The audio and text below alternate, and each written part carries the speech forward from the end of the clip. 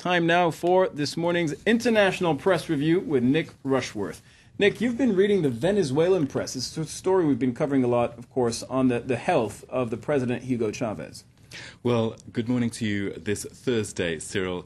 What we've got here is a lot of uncertainty and question marks about what is actually really going on. The Venezuelan authorities are saying, yes, Hugo Chavez faces a difficult recovery from cancer surgery. So I turned to El Nacional, one of the papers in Caracas, covering this, of course, and has a piece there. You can see that Venezuelans and Cubans, too, are praying for their leader. The Venezuelan president is still in Havana. No one knows when he's coming back. There are expressions of unconditional support for the leader there. One quote is that Chavez is part of the Cuban Revolution, so a great leader for them. But not every paper is eulogizing. Not in the least. What we've got is a pro-opposition paper, El Universal. The rhetoric, of course, on both sides in Venezuela, in such a divided country, is high. And here we've got a piece which is saying that the circumstances around these health issues don't add up in terms of Chavez's own movements since he was elected in October. And it's an opinion piece there in El Universal. And the quote that I was able to get there was that, in fact, now their argument is that Chavez is in Havana now, yes, for health issues, of course, but also to make it very clear to Papa Fidel, Daddy Fidel Castro, that the Cuban dictator's decision that Venezuela's new leader should be the vice president, Nicolas Maduro, is actually on record and put into stone. So, of course, as I said, the rhetoric on both sides is very high. So they're saying Cuba is pulling the strings 100% in Venezuelan politics. Absolutely. So what we've got there is that, as I said, the rhetoric on both sides fairly high-powered. And one paper is looking at Maduro, the vice president, whom Chavez has said should be in charge if he were to become incapacitated. So that paper is looking at Maduro, who's emerged as the heir apparent. Well, this is The Guardian in the UK. Perhaps for a bit of distance on this, I turn to them, and it says, yes, what we perhaps will see now, Maduro effectively is in charge of the country, and what we've got here is someone who is capable of continuing the rhetoric of the style that we've used to with Chavez, of course, for many years. At one point in a conference in 2007, he lambasted Condoleezza Rice.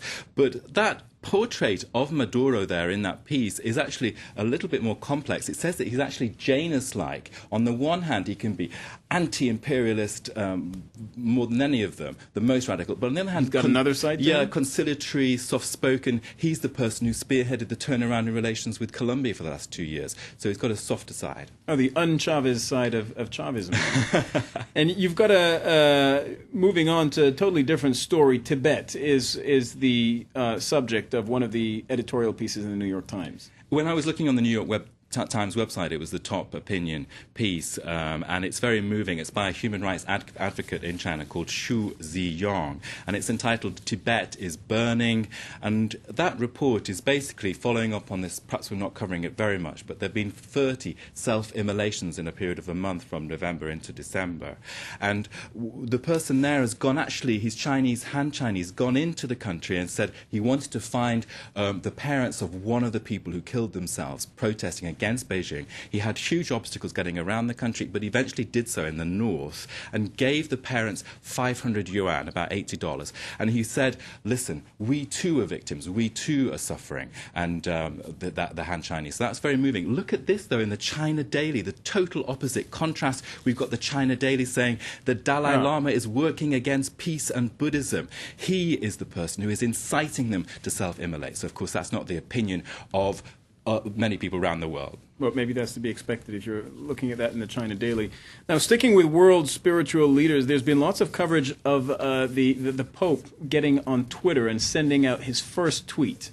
Well, his first tweet was, I bless you all, sort of very inspired. But I saw this lovely cartoon in the USA Well, it's in Today. character. The USA Today has this great cartoon. There you see an old couple, a bit of old fogies, one bloke saying there, I'm having a real problem now putting these characters into Twitter. I can't seem to get the right ones in, and it's 140 characters too much for me. And his wife chimes in and says, well, maybe you're still trying to do your confession to the Pope, aren't you? So you can't confess in 140 characters.